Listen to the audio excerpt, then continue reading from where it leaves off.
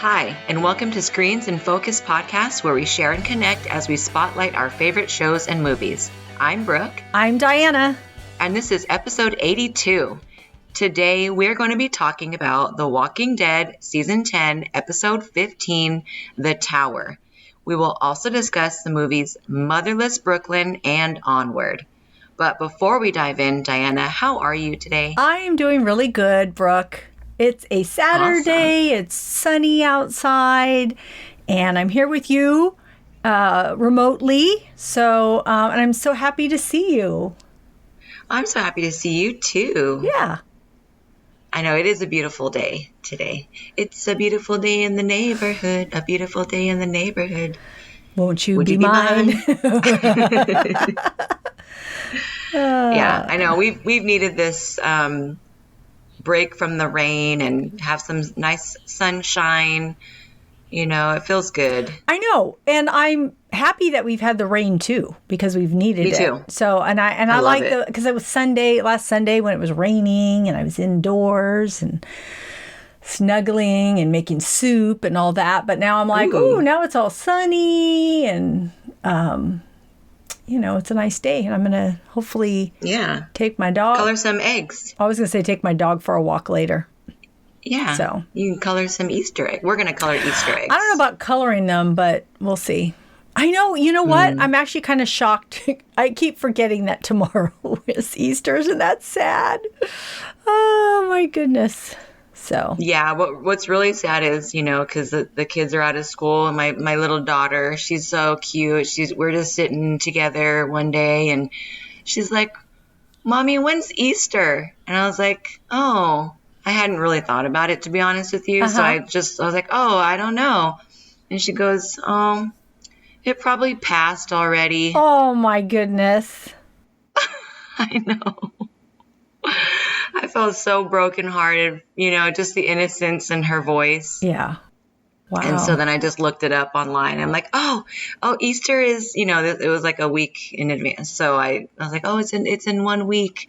So then she got excited. So we're going to do some projects after our recording today. Well, I hope you will post some pictures of those eggs or send them to me. Text them to me. Yes. Yes, we will. We're going to make a bunny today, too. I would love to see that.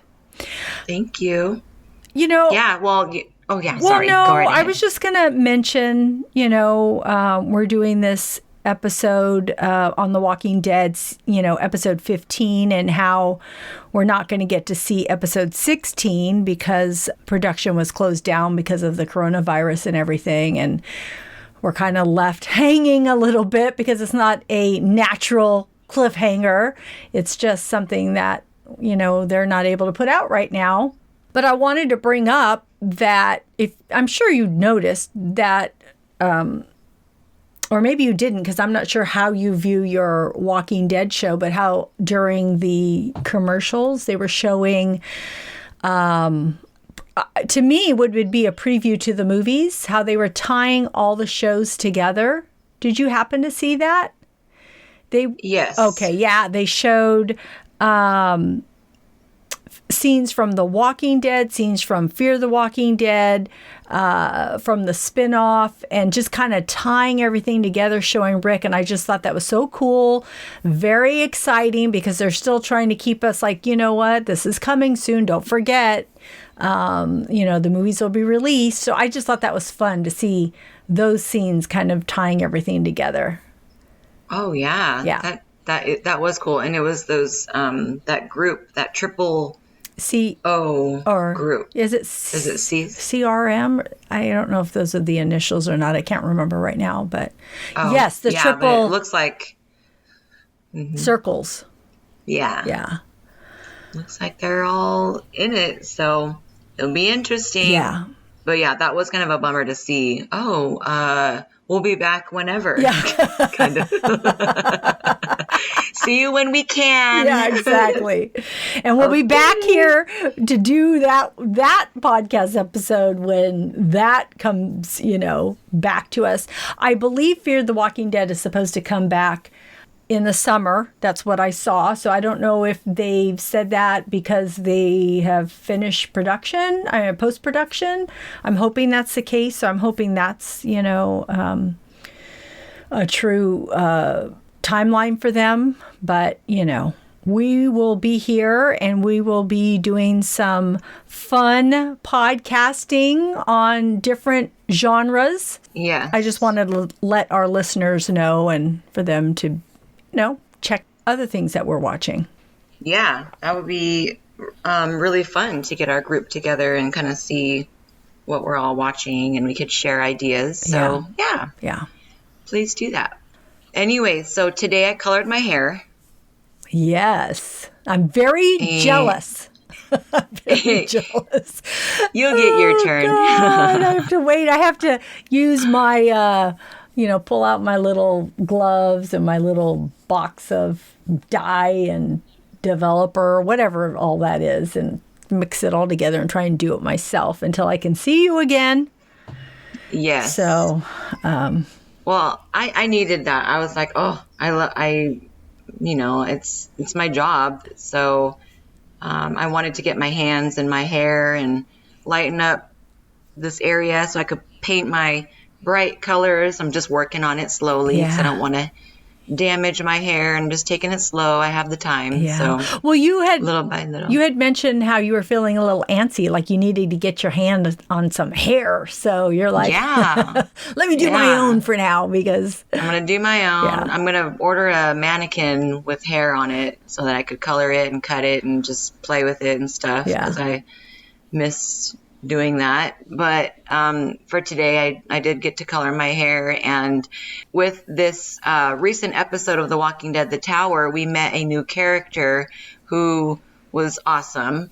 And she had colored hair. Her hair appeared to be purple. Yes. And she was so cute because even at one point in the episode, she offers hair color to a small portion of our group, Eugene, Yumiko, and Ezekiel. She's like, I have hair color.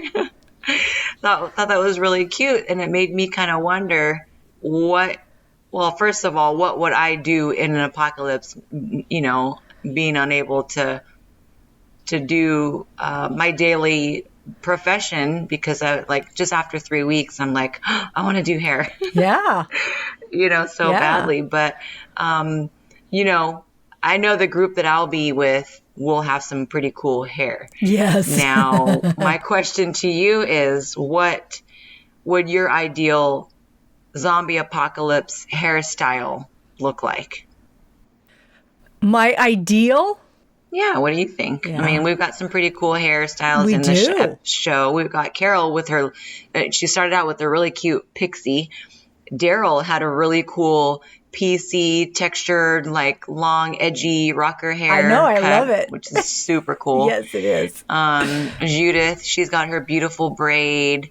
Michonne's got her dreads. Ezekiel's got his dreads. Yeah, Rosita, that's true. Eugene had a mullet for the longest time. I was going to say, I'll take Eugene's mullet, but I would just be kidding. She would just be missing her Trans Am. How about Jesus?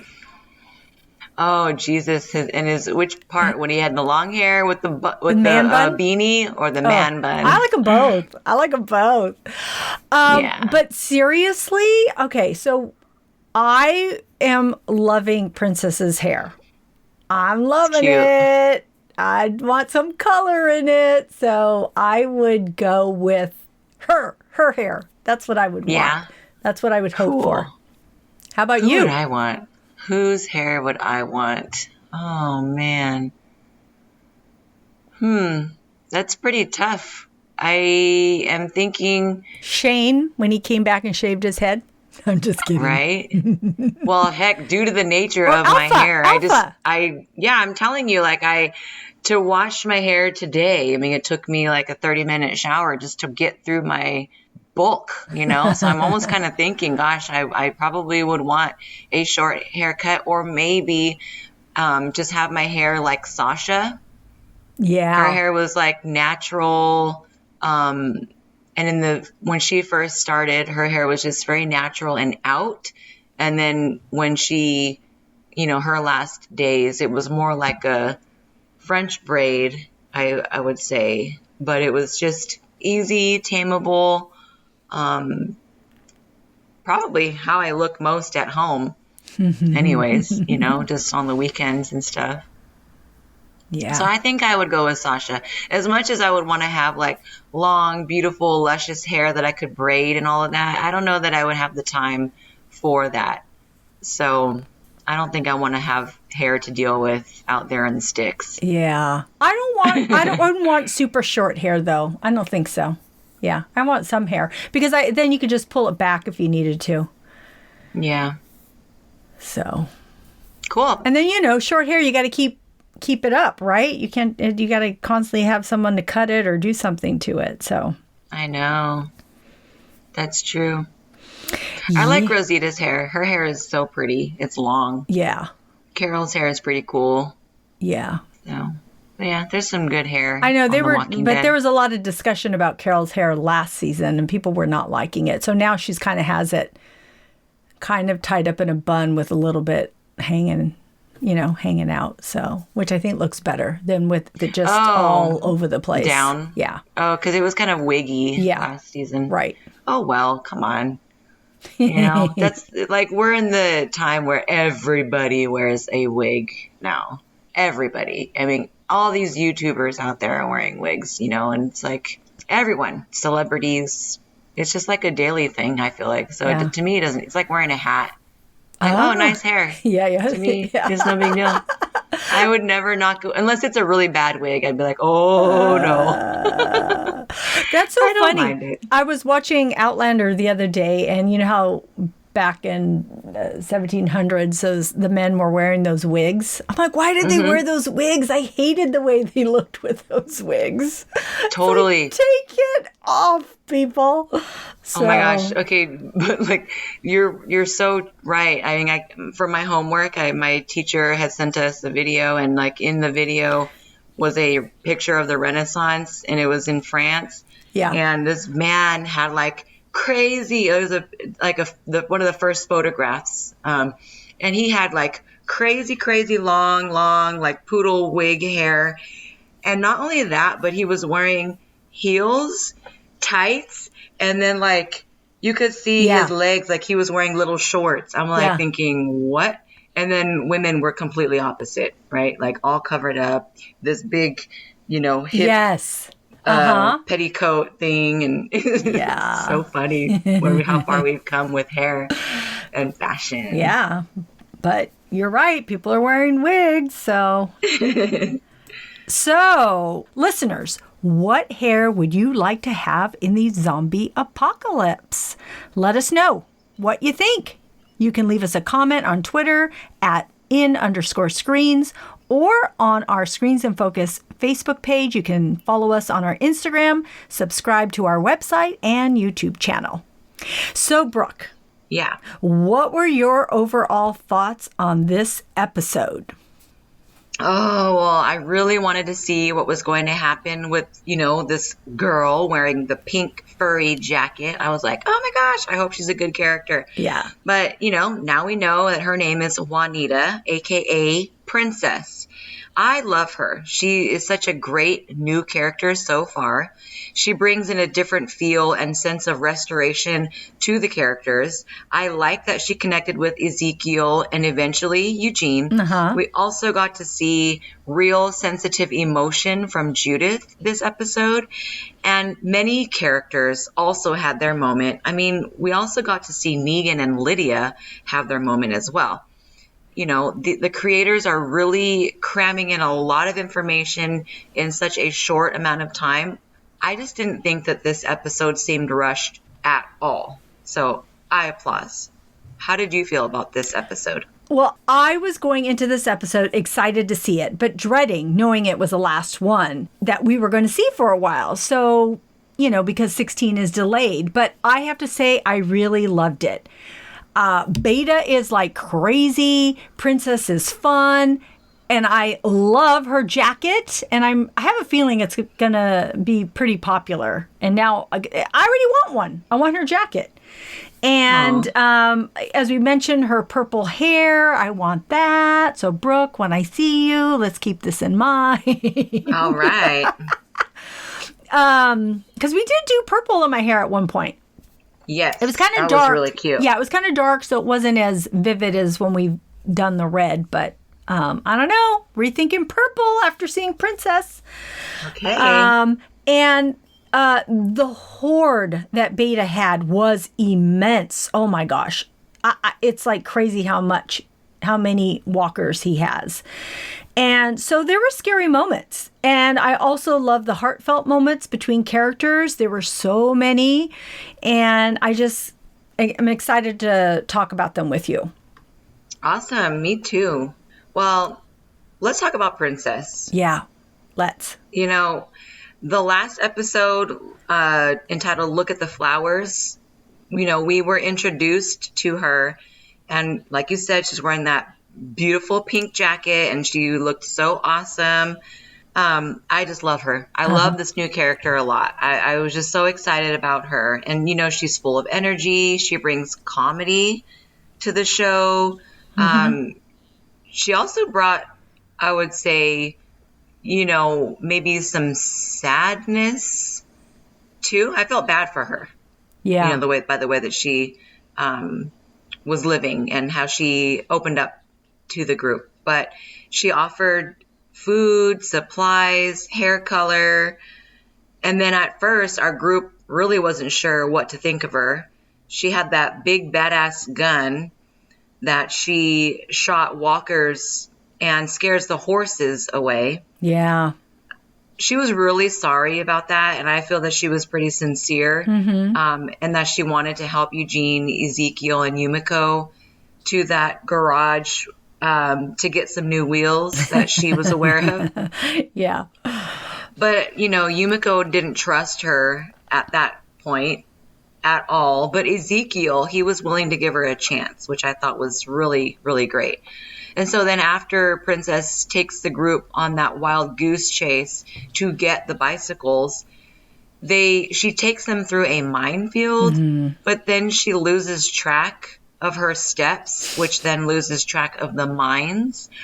And then Eugene recognizes, once they got through the mine, they found their horse head. So then we got to see another poor little horsey that didn't survive the Walking Dead. And after that, they came into the cross street of Fleetwood, and Eugene recognized that street because they've already passed it, and it reminded him of his uncle's car from when he was younger. So some things, I guess, it's like it just he was able to remember Fleetwood, which I think was the name of the street. Yes. Am I right about that?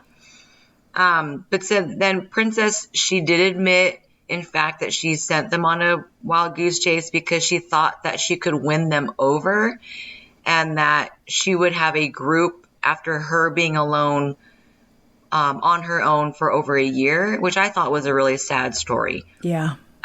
Eugene, he was so sweet. He relates to her, and then he comforts her.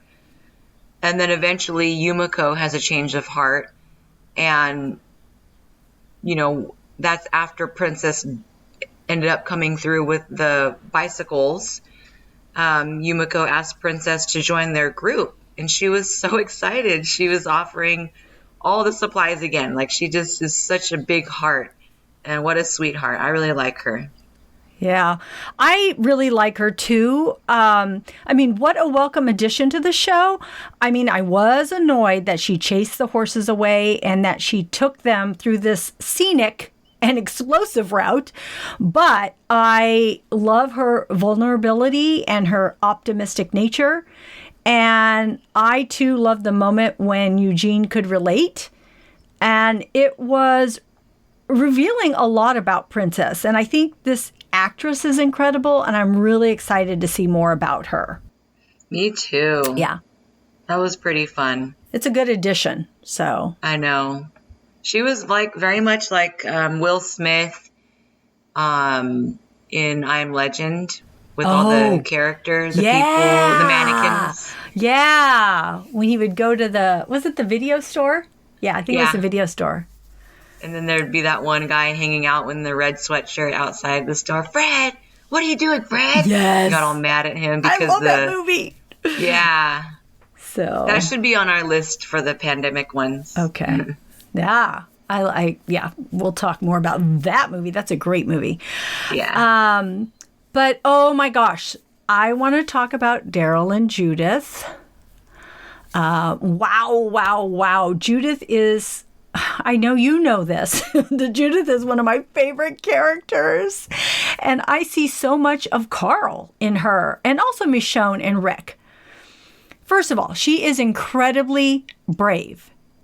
And she wants to be out with Daryl on the battleground to learn from him. And they have such a great bond and chemistry. And Daryl doesn't have to worry about her. He knows she can handle herself, which is awesome. She's navigating her way through this walker-infested world. And, he gives her some lessons in the woods about observing her surroundings. And I love seeing this relationship in action. They see a whisper that Daryl shoots, and they cut down all the walkers. Then they find that whisperer, and, because she's down on the ground with an arrow looks almost through her heart. And Daryl interrogates her, and she tells them what she knows, and then he kills her.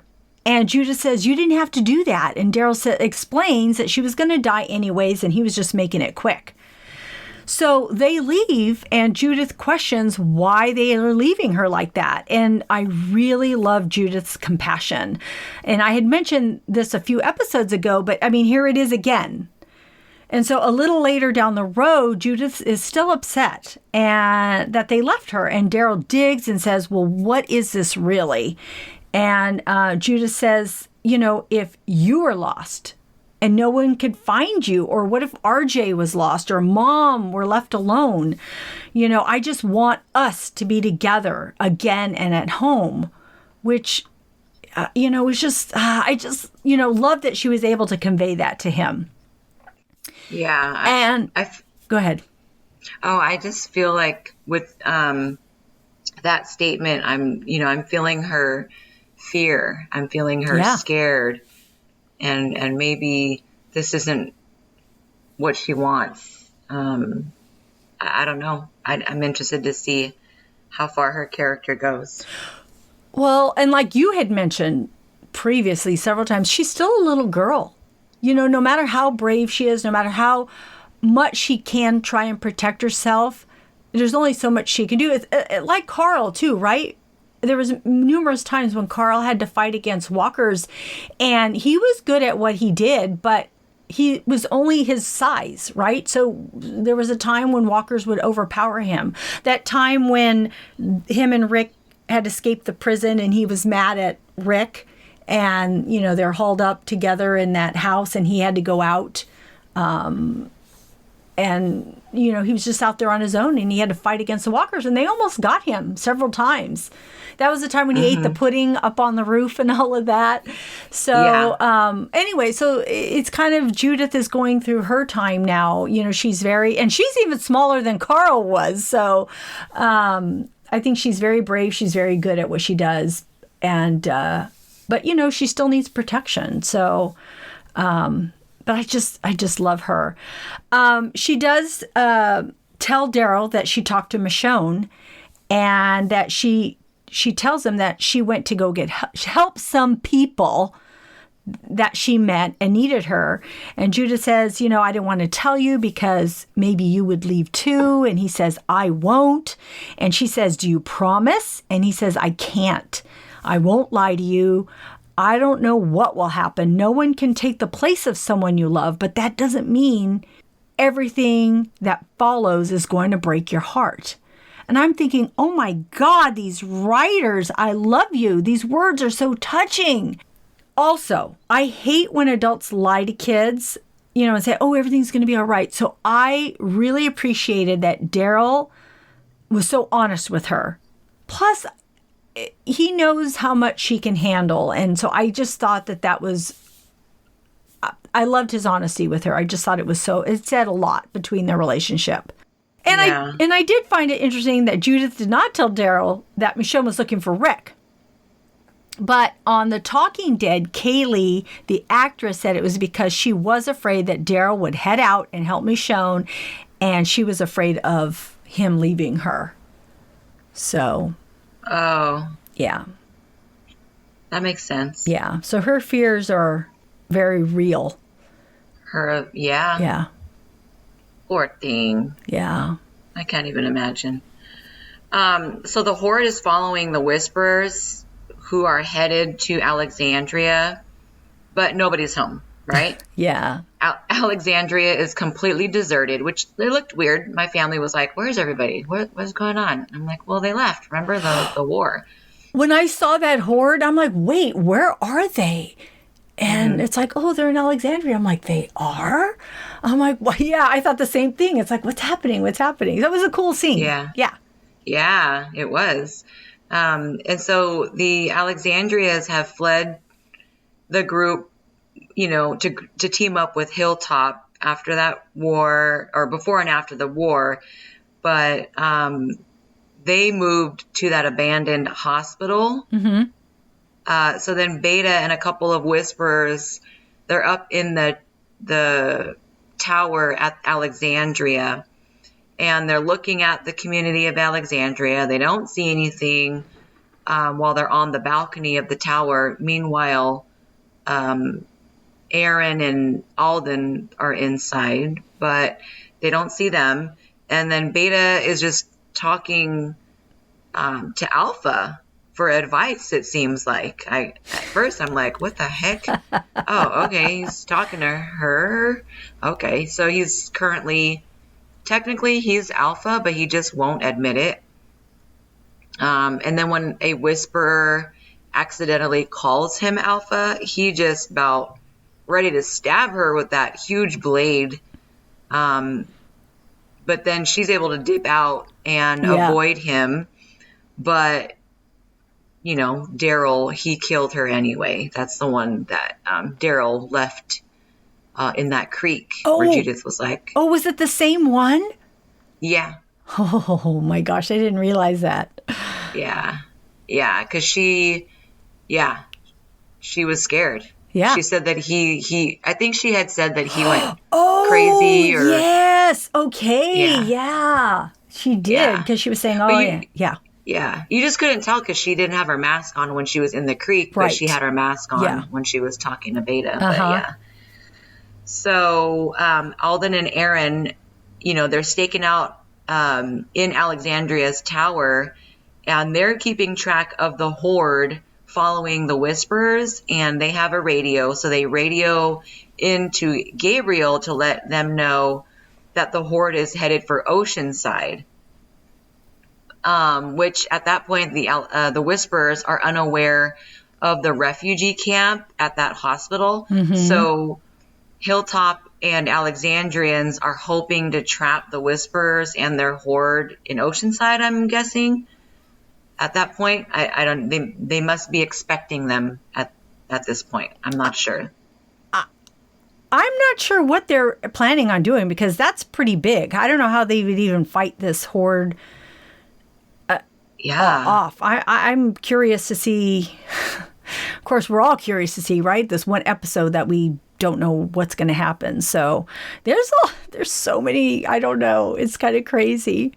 But when Alden and Aaron were up in that tower and Beta turns around, oh my gosh, I was so scared for a moment. That I'm like, oh my God, I know. Did he see Alden? Did he see him? I know. And then he looks again, and Beta has turned back to the Hoard and Whispers down below. So we realized he was safe for the moment. So that was an intense moment, though. Yeah, but unfortunately, as Aaron and Alden are tracking the Hoard, they got pretty close to the backside of the Hoard. Too close. In the woods. Yeah. And of course, the Whisperers realize this and surround the two of them in the woods before they can warn their group with their walkie-talkie. And, the Hoard then heads in the direction of that refugee camp. Beta, sorry. He sees a stray cat running away from the refugee camp and heads that way. So that was like a signal as to, I'm going to go this way now because I see a cat going the opposite way. So then I guess we'll just have to wait and see what happens to our group and how they will able to get out of that situation, because the trailer looked pretty scary. Like they looked trapped. I don't know what they're going to do. I know. Meanwhile, back at the hospital, Negan and Lydia. So Negan asks Lydia if she's avoiding him, and she says she is. And Negan tells Lydia that he liked Alpha and that he wished he didn't have to do what he did, but to tell him whatever it is she needs to say to him. She tells him that most of them wish he had died too, and she just walks away. Yeah. So later she walks up to him and says, "You don't get to tell me what to do." Negan says, "Hit me. It'll make you feel better. And, you need to say goodbye. She was still your mom, and we only get the one. You should just let it out." And Lydia says, "You know what? You're a selfish asshole. You just want to be the hero and care about yourself. How can you say you liked her? I hated her. And now I can't even hate her." And Negan's all, "It's okay, Lydia." And she starts hitting him and saying, "It's not okay. It's not okay." Wow, it was such a powerful moment for Lydia. It was so hard. Think about this, to lose your mom, who you loved at some point, but also is a monster who was about to kill you. Right. And right. I really liked everything that she said to Negan, because it was true, right? Because I just loved it all. I thought the writers did an excellent job. I thought the acting was so well done. We hadn't seen Lydia quite like that before. So it was a great moment between them. I know. I just thought it was odd how it just seemed awkward to me. I don't know. I felt the compassion. I felt their emotion by the way that the actors portrayed these characters, but it was an awkward moment. I mean, I think Negan did like Alpha, like in that intimate way. I feel that's confirmed with me anyway. I don't know how you feel about that. Almost like maybe he fell in love with her. I don't know. And then I don't for know, him maybe, to just approach Lydia. Yeah. I don't know. I didn't like it. I was like, no. Yeah. That just feels weird. But I felt them, and I know that they have to address that somehow. Right. I just didn't like it. It was soon. It was kind of soon.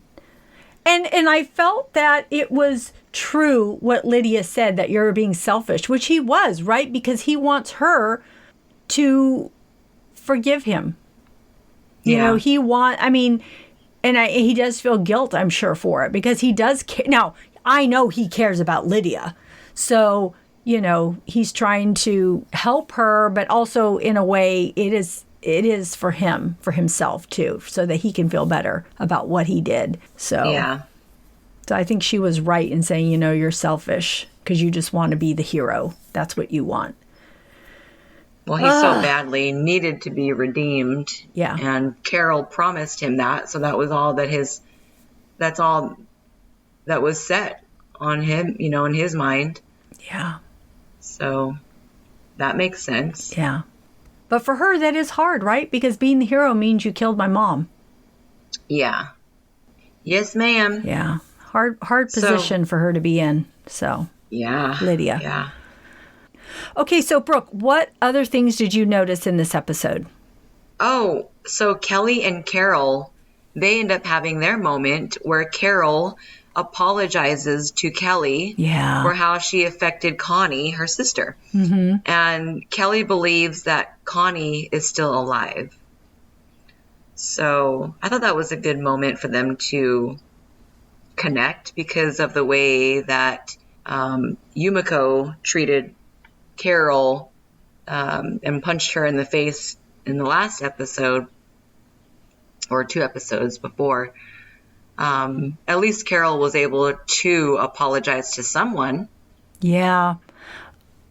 I really liked... she needed to. Yeah, I really liked seeing Kelly in this moment. I thought it said a lot about her. I know. So I thought that was kind of cool. I know. And then Aaron, he has become so strong. His character really has a different feel along with others. But I've really noticed how appealing Aaron has become, and I like it.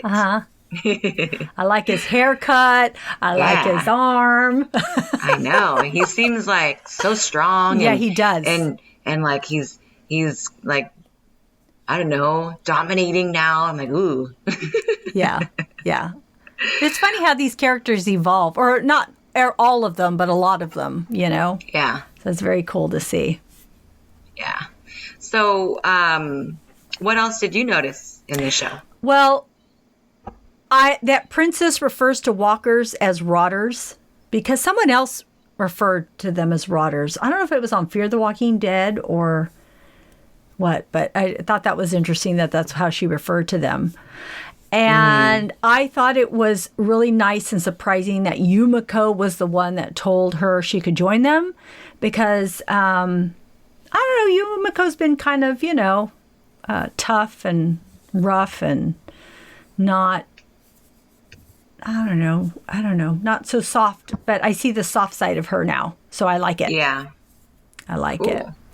And this is something in, I think, I was thinking I saw it in this episode, but I think it was actually the preview for the next episode with Aaron and Alden trying to fight off those whispers that have them trapped, that some masked new person is there with these long, I don't even know what they are, jagged daggers. Did you see this part or not? Oh, I didn't notice that. Yeah, there's a new person, this iron masked person with these blades, and they almost look like a ninja. Huh. That's how they came onto the scene. And you're like, who is this? What? Because this person is not in the comics. Oh, okay. So, or they could be, but this is not how they're portrayed initially. So it's like another new person that we're going to see. Oh, okay. It's very That's interesting. Exciting. Yeah. So, yes, we love new characters, so it's awesome. Yeah. Okay, Brooke, tell me, why do you love this show? Well, I love The Walking Dead for lots of reasons, but in this episode, I loved the intensity and the honesty. Negan and Lydia, Daryl and Judith, Beta and Alpha, Eugene and Princess, Kelly and Carol. Yes. They have all had to face their inner truth and fears, and I think that is really important factor in their personas, to have that connection. From us as the viewer to the characters that are being portrayed by these incredible actors. The wardrobe and the set design was on point, and I love this episode. I thought it was great. Yeah. What about you? Why do you love The Walking Dead? I really want to give the writers kudos. They have been killing it. And the performances are incredible. And of course, I just love this show.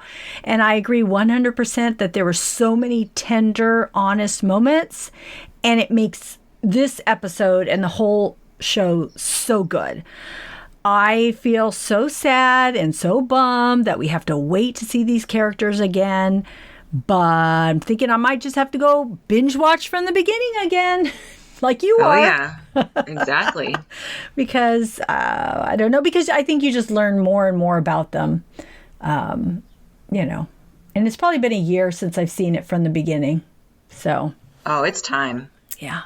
And so, Brooke, we are at the moment of giving our award. So tell me, what was your favorite quote, character, or moment? Well, my favorite moment was Lydia. She told Judith that not everyone has a mom like hers. And Judith, she's starting to have these revelations about her mother's absence and other events that have impacted her and the communities. But the bottom line is Judith is strong and brave, but let's face it, she's still a child. And I've said this before. I keep saying this, something's got to give. And I think eventually Judith needs to live a child's life. Even though she wants to advance and do things to help to protect the community, I'm just really interested in her and where she evolves. And I felt really sorry for her when Lydia threw that in her face, not knowing that her mom is absent right now. Right. Yeah, I just felt really bad for Judith when Lydia said that, because she doesn't know what just happened to Judith and what Judith is going through. And Judith is a very sincere, caring, genuine person. So I felt, and I understand Lydia, she's going through something too. Oh my gosh. Yeah. Yeah. That was hard for me to hear that and to see that. Right. It was hard for me for that. That scene was hard. It was hard, but I guess, but even though Michonne is absent from Judith's mom is still a hero, or, someone people look up to and admire. And Lydia's is not. So it's a hard situation. It really is. Ay. Yeah. So if you could give an award to your favorite character, quote, or moment, who or what would you give your award to? I am giving my award to the Kelly and Carol moment. It was my favorite. It was an incredibly emotional scene. Like you said, Carol apologizes to Kelly for what happened to Connie. And of course, Kelly says that she believes Connie is alive. And I want to say I believe that too. And Kelly tells Carol, "You think the way you are is weakness. I heard the stories about you. You go off and do the things that only you can do. Lone wolf, your superpower. You can't give up everything about yourself just because bad things happen." This was so gracious of Kelly to say. I mean, Carol's eyes were welled up with tears, and so were mine. I felt, for me, it was an aha moment for me, personally, because I think what she said was brilliant and true, and we can't always beat ourselves up.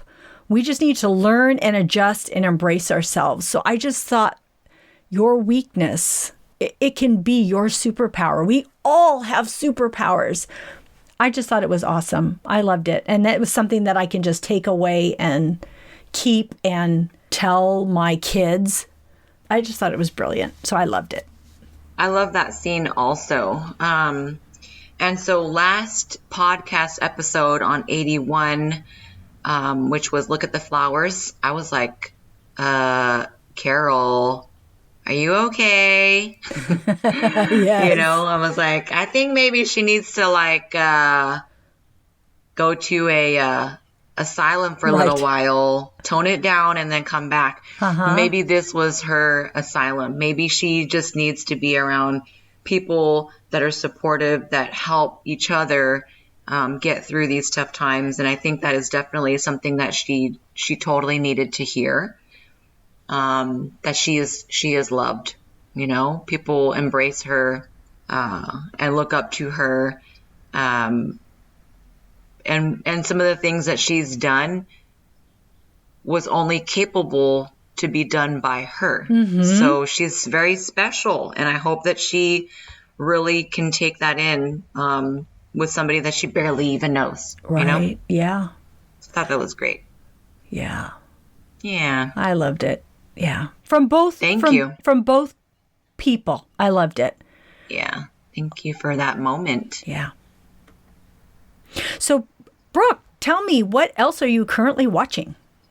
Well, the kids and I started rewatching The Walking Dead, but I started it on season 3 because I wanted to Well, we watched it from when they left the farm. So the night that the horde came through and took out Herschel's farm, that's where we started.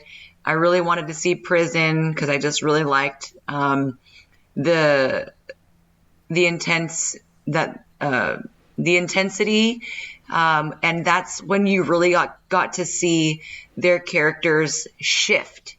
Their innocence was gone. Like Carl, he recovered from the farm. He really wanted to be a protector, learn how to use his weapon on the farm, go shooting, and stuff like that. But because they were out for a few months and they survived winter, Lori was pregnant, Maggie and Glenn became big survivors and scavengers for their group. Everybody changed. And from the moment that they went from leaving the farm to finding the day that they found the prison, that episode was so emotional. Like, just to see them, like, they found this abandoned house looking for food, and Carl found 2 cans of dog food, and he was opening it up to eat, and his dad, Rick, saw him opening the can of dog food, and he threw it. And Daryl was able to find an owl, and they ate the owl, but they were like scavenging, and Lori is like 9 months pregnant, big old belly. So that scene was just so amazing. And then they see the prison, and they get through the first gates of the prison in the field, and then they're like, we haven't had this much space since the farm. That's what I think Carol said. And so they just camp out that night. I think they may have been eating rats. I'm not sure. They didn't show what they had eaten because they had already eaten and the owl earlier on that episode. But it was just really awesome to see them clear the prison, and then meet those inmates that were locked. They locked themselves in the commissary. And then Herschel, of course, he gets bit. So it was intense. Season 3 is good. Really, really good. And as far as movies go, we finally watched Onward, which is a Disney Pixar film. And it was in theaters a month ago, but Disney released it maybe 2 weeks ago. So like months before it should have been released in our homes. Yeah. Disney released it on Disney Plus. So I feel like I've saved a lot of money, to not have to go to theaters. But I'm subscribing to Disney Plus because there's so much that my kids are enjoying on Disney Plus. And the fact that they released this movie so early so that we could watch it during the shelter in place was so generous, I think. Yeah. And I think a lot of people are doing that. I've noticed it. They're putting a lot of things that were recently released out so people can watch. Yeah. Well, I'm very thankful. But Onward, it's Disney Pixar, and it's based on like a community of like fantasy characters. So there's elves, there are just, I don't even know the names of these types of characters. There's like a half horse, half man character. They have unicorns. Huh? I'm all Sagittarius. Okay. I don't know. Yeah. It's called something else in the show, in the movie. They tell you what they're all called. They have like little fairies that fly. It's really cute, this movie. And then they incorporate like our modern day society into this movie. So it is an animated movie. And it's about 2 elf brothers where they embark on a quest to find their father, because they found something from their father that was given to the boys when they both turned 16. And so they're able to see their father for 24 hours if they're able to succeed. So they go on an adventure so that they could have that moment with their dad, because their dad passed away. Yeah. And It's very cool. the brothers are played by Tom Holland, who is also plays Spider-Man in the Marvel movies. And then Chris Pratt is the other brother, who is Star-Lord in Guardians of the Galaxy. Their mom is played by Julia Louis-Dreyfus. And it's so amazing. It's sentimental. There's comedy. I mean, there's even a part where one of the characters is learning how to drive, and he has to merge on the freeway for the first time. And I look at my older son and I'm like, that's exactly how it is. And it was an adventure, but that's how I felt when I first had to go on 101, Highway 101 from, I lived in Santa Cruz, where like the speed limit was literally 35 miles an hour on the freeway at that time. And so going from Santa Cruz County to San Francisco, I felt like, I'm on an adventure. Like I'm in that movie Speed with Keanu Reeves. And so it's funny because like there's so many elements in this movie that are so true. One of the characters is played by Octavia Spencer. So it's just, there's a pretty big cast, really, really cute movie. I recommend maybe all families to watch this, no matter how old you are. You have, older sons, and I think that they could appreciate this movie too.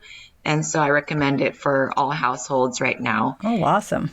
Yeah. The other movie that I watched with the kids last night was so cute. And I probably have seen this maybe 10 years ago, but I don't remember much of the movie at all if I've seen it. So I'm going to say like this is the first time that I've ever watched it. It's another Disney Pixar movie, and it's called WALL-E. It was adorable. So it's about this it's a futuristic movie where all these robots are, collecting waste, and they end up on this journey, and humankind takes a turn on Earth, and also on this embarked journey to, I think they were exploring outer space. But it's funny. It's hilarious. So if you don't have Disney Plus, get it so you could also watch WALL-E if you haven't ever seen it. It's adorable. So cute. There's so many moments you're like, oh, it's so cute, and then there's funny moments where you're just cracking up laughing. It's adorable. And there are even moments where I'm like, this looks real. This animation looks like a real robot right now. And because there's not a whole lot of it's mainly focused on robots. And so you just don't see that it's like some moments just don't look animated. It looks physical. I'm like, what? They did such a good job with their graphics. It's really cute. You That's have to cool. watch this movie. It's super cute. Okay, so does Disney Plus have are all the Disney movies on Disney Plus, or only certain Disney movies? Like, do they have any of the classics and stuff on there? There are some classics. And actually, when we first subscribed to Disney Plus, the first movie that we watched from the subscription was A Sword in the Stone. That's from my childhood. That's not the first Disney movie. The first Disney movie is Snow White. That's on there. They have Cinderella, like Dumbo. They got all the a lot of the classics. Sword in the Stone, if you haven't watched that in about 30 years, you've got to watch it. It's so freaking cute. Yeah. Oh my gosh. It's like, it's so amazing. And so there's animation and then there's live action. So Gemma right now is super hooked on Hannah Montana. She's watching that. So they have a lot of sitcoms. Proud Family is on there. Disney Plus is great. Okay. Yeah, and since you Okay. have Hulu, Yeah. you can subscribe and get a bundle pack for just a few more dollars. Oh, okay. I'll look into it. Yeah. So tell me, Diana, what have you been watching? Well, of course, I watched The Talking Dead after The Walking Dead, and I just wanted to give a quick mention because they're doing home edition for those that aren't watching it. So Chris Hardwick is, speaking to people remotely. So it's actually very cool to see, them connecting that way. But what I wanted to bring up was a sneak peek of 16 that we see Maggie's return. I'm like, oh my gosh, she returns in 16 and it's the only one that we can't see.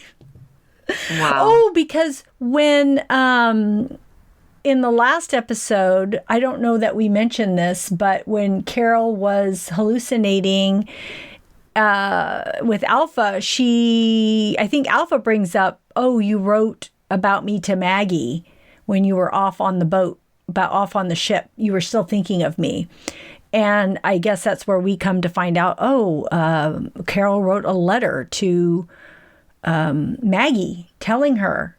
And so in this preview that we see with Maggie in it, you see the letter, her reading the letter, kind of giving tidbits of what's happened so that Carol is aware that whispers are here, who has died.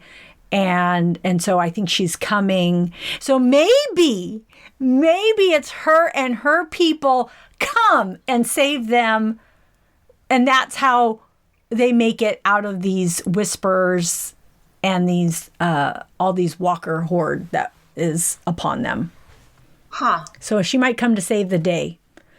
Wow. So it'll be very interesting when we get to see this. We get to see this. That's cool. I'm also, okay, I have to admit there's 2 shows that I have not watched, and everybody's probably ahead of me, but I'm letting you know I started watching Ozark season 1.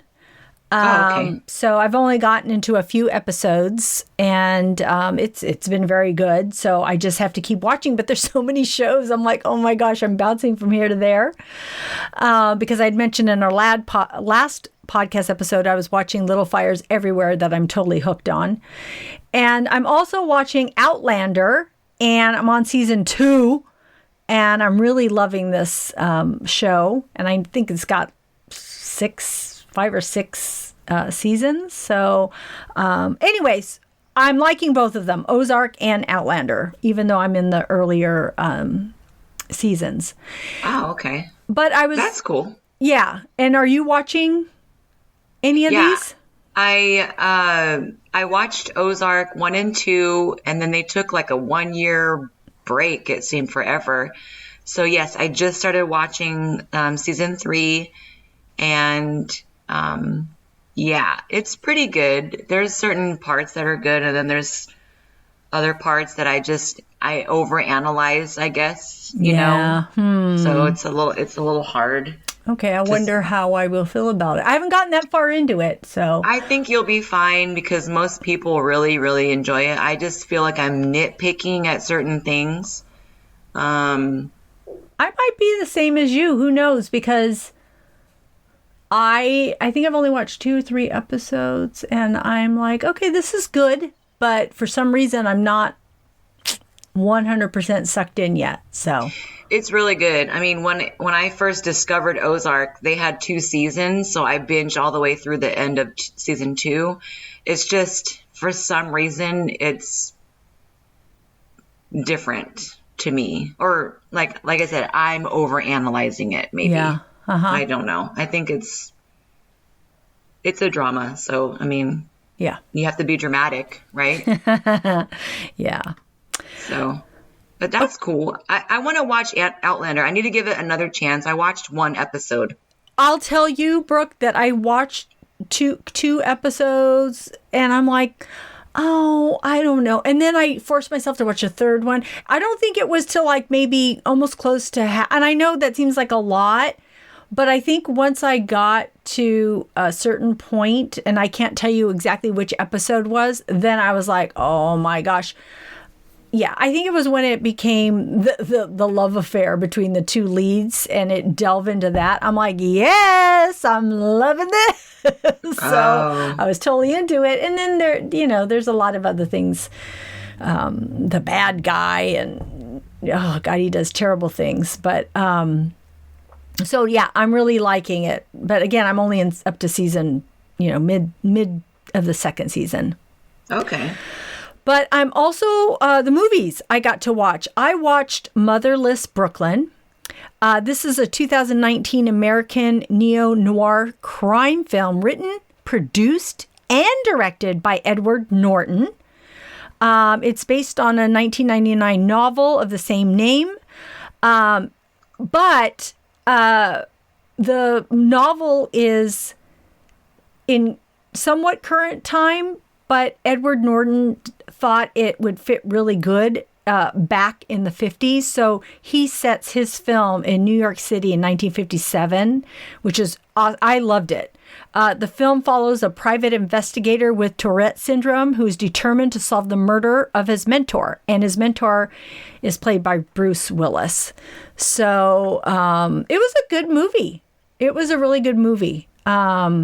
I thought Edward Norton did an amazing job all the way around. So cool. I would recommend that movie. But I also wanted to share with you that last night I watched Look Who's Coming to Dinner from 1967. Cool. This stars Spencer Tracy, Sidney Poitier, and Katharine Hepburn, and features Hepburn's niece, Catherine Houghton. I thoroughly enjoyed this film. This is a light comedy drama about a young white woman, 23, bringing home a 37-year-old African-American man home and telling her parents that after 10 days of knowing him, she is marrying him. This film was released during a time when few films of the time depicted an interracial marriage in a positive light. Because interracial marriages historically had been illegal in most states in the United States. It was still illegal in 17 states at this time. It wasn't until June 12, 1967 that changed. And it was 6 months before this film was released. So I thought those facts were so interesting. But I love that the writing and acting carried this film. We don't see movies like this in this day and age where, now we're watching action films and special effects and we want to be dazzled and have an experience. But this reminded me of the art of acting and being captured by that alone. I have such an admiration for Katharine Hepburn. To me, she was a revelation in this movie. She was amazing. I was so inspired by her. And I don't recall ever seeing a movie with Spencer Tracy, so I was really glad that I finally can say that I have seen, one with him, because these are iconic actors in this movie. And I also want to mention this was the 9th and final onstage pairing of Tracy and Hepburn, which is like crazy. Can you imagine 9 films with these two? And filming ended 17 days before Tracy's death. Oh. Hepburn never saw the completed film, saying the memories of Tracy were too painful.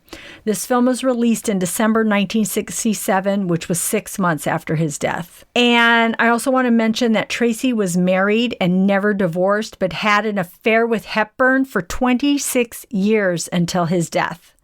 Wow. I love these Hollywood stories. I was just so fascinated by them. I was fascinated by this movie. I would totally recommend anybody watching it. It's on Netflix. Oh, cool. I haven't watched it in a very long time. Yeah, I loved it. Awesome. That's Conan barking. Yeah, Conan saying, hi, watch it. Yeah, he's all, I like it too. All right. Well, thank you for your recommendations. Those are awesome recommendations. Thank you for yours too. Thank you. I look forward to watching those movies and those shows. So, friends out there, that's our show. Thanks for tuning in. We are grateful that you tuned in, and we hope something we said today resonated with you and gave you a chuckle, some happiness, some positivity, or inspiration. Please subscribe to our podcast and tell a friend. We would love more members of our TV club. Rate and review our podcast on iTunes and Stitcher. We would really love your feedback. Yes, we'll be uploading a new episode in a few weeks. The next show will be on pandemic movies. And after that, we may do 80s movies, and who knows what we'll do beyond that, but we're going to keep them coming to you when we can get those out. And you can find our website listed in our show notes, and we will see you next time. Bye. Bye.